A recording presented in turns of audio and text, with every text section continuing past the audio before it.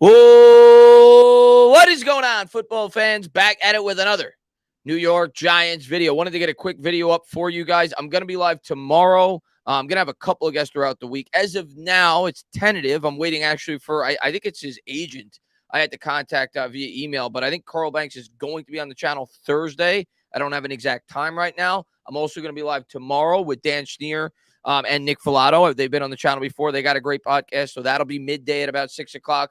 Of course, I'll be live with Bad Dog. I think that'll be Friday. Saturday, I'll probably go live and take callers as well. And then Sunday's game day. So we're going to have a ton of live content coming up. But I want to get a video up about the news of the day regarding the New York Giants as we all get ready, set, and prepared for the big matchup coming up on Sunday against the Minnesota Vikings. I'm not going to talk about the DeAndre Hopkins thing. To me, that's pie in the sky stuff. We'll worry about the wide receiver rumors after the fact. In case you haven't heard, it came out that the Arizona Cardinals are looking to trade DeAndre Hopkins, which inevitably is going to stir up, interest from the New York Giants fan base, being that we need some wide receiver help. And I'll give my full opinion on that and the entire wide receiver market in the offseason. I have to see who's available via trade, who potentially could be available. I do think Joe Shane will explore the trade market, but I'm not even going to bother with that until after the offseason as we jump into all of that. But I wanted to talk about the news of the day regarding the offensive coordinator for the New York Giants, because now there's been rumblings that the Giants may, in fact, be looking for a new OC. There are now two teams that have come out today. I'm going to read this tweet for you guys, then we're going to jump further into Kafka and whether or not I'm worried for the future of this team. This came out from Ian Rappaport. The Texans have joined the Panthers in requesting to interview the Giants offensive coordinator, Mike Kafka, source said.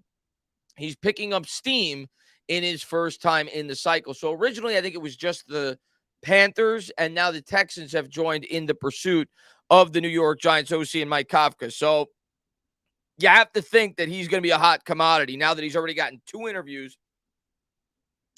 And who knows, maybe we'll get a couple of more. I'm going to be honest with you before we jump into the job that Kafka's done. I'm a bit surprised. I'm not surprised that he's going to be getting interviews. So I guess I shouldn't say surprised. I'd be surprised if he gets a job.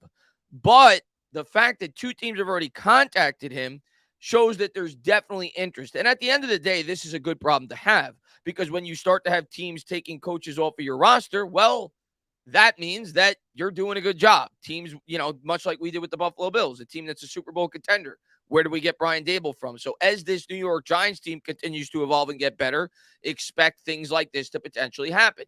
Does this mean that Mike Kafka is going to get a head coaching job? Absolutely not. He may not. I mean, you go back to 2020, for God's sakes, Jason Garrett got a head coaching interview job with, I think at the time it was the San Diego Chargers. Along with Patrick Graham. We heard that he received an interview visit from the New York Jets before he turned it down. So just because these guys are getting interviews doesn't necessarily mean they're going to get a job. I haven't heard anything quite yet with Wink, but it seems like Kafka is at least stirring up interest. And people have asked me all offseason, of the two coordinators, which guy are you more worried about potentially departing for a head coaching gig? And almost immediately, I would always say Mike Kafka. I don't think Wink is a guy I really worry about in terms of getting a head coaching job, and that's not a knock on Wink. Wink's been through the process before. We all remember that we interviewed him back in 2020, and he's a little bit older. We know right now the trend in the NFL, for the most part, every once in a while you'll see a defensive-minded head coach with a guy like Robert Saleh with the New York Jets, and there's always a hotshot defensive coordinator. But generally speaking, teams want to go with an offensive-minded head coach, much like the New York Giants did with Brian Daboll. And even if they go with a defensive guy, more often than not, they're probably going to go with a younger head coach. That's not to say that Wink may not get a job, but Kafka's the guy that I've always worried about that we could potentially lose. I'm still leaning he'll be back, because the guy only has 1 year in terms of being a play caller in the NFL, but there's been crazier hires in the past. Joe Judge was a special teams coordinator. We hired him. Mike McDaniel was a guy that, not a lot of people thought would be able to get a job as quickly as he did with the Miami Dolphins. So McVay, right? I think he was 31 years old when he got a head coaching opportunity. So there have been off-the-cuff hires, and sometimes they work out. I think Mike Tomlin was very young, too, when the Pittsburgh Steelers first gave him their job. And we know that Kafka's been a guy that's been sought after for years with the job that he did with Pat Mahomes. He was very highly regarded. The Philadelphia Eagles tried to bring him in. And this year, I think a lot of teams have seen the job he's done with the New York Giants, and that is why he's going to at least get interviews. And I'll tell you what, if this offense gets better next year and it matures, at that point, if he is back, I would expect him probably to land a head coaching job. That's what happens to the better offensive coordinators in the NFL. I'll talk about how I feel about the whole situation if we were to lose Kafka. But first, just talk about the overall job this guy has done last year. When you look at the rankings for this New York Giants offense this year, last year, before we even get into all these numbers, last year, the New York Giants were dead last in red zone efficiency. 32nd. The year before, they were 31st. Every year, I think all the way back to like 2013 or 12, the Giants have been like 20th or worse in red zone offense. Like, it's been that bad. This year, we ranked 7th. So we've been incredibly efficient in that area, and it's basically been with the same personnel. Now, we've certainly been benefited a bit with, say, a healthy Saquon Barkley, something we really haven't had for a full season since 2018. Last year, we all could agree it wasn't the true Saquon Barkley, so that certainly helps a bit from within the red zone. But I think we could all agree that his red zone play calling has certainly helped this football team. Daniel Jones' completion percentage has jumped from 38% inside the 20 last year to 64%. And I think a lot of that has to do with Mike Kafka. And then when you look at the overall offense, the Giants finished ranked higher on offense than defense, at least from a yardage and points against standpoint and points for standpoint. The Giants went from like the worst offense in football to a league average offense when all was said and done. They were 15th in points for, they were 18th in yards for. Defensively, they were 17th in points for, and they were 25th in yards against.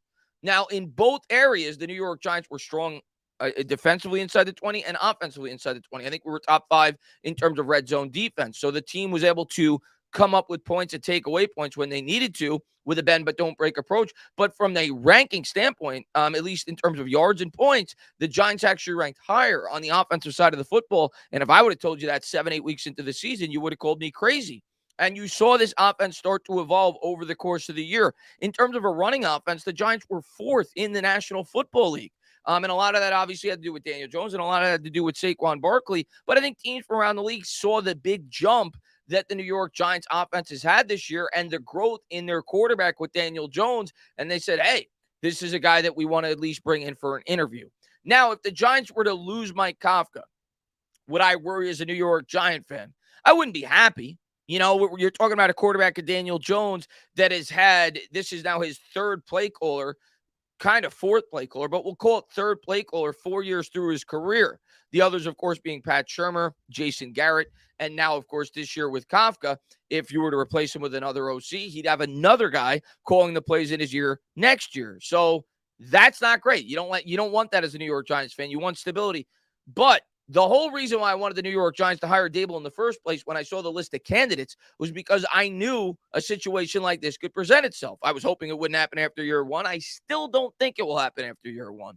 And I'm not surprised he's getting interviews. But if it does happen in this hypothetical world that he does get hired by a team like the Carolina Panthers, which I'm not ruling out, and we'll see how, the whole process plays out over the course of the offseason.